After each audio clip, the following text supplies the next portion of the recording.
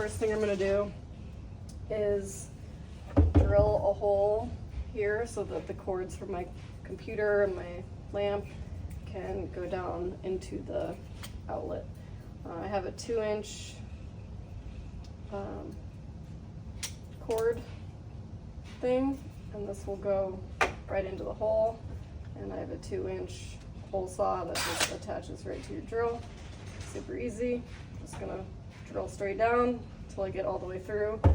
This is a 1x8, I think, so it's not actually this thick. It's just 3/4 of an inch, so I don't have to go down too far.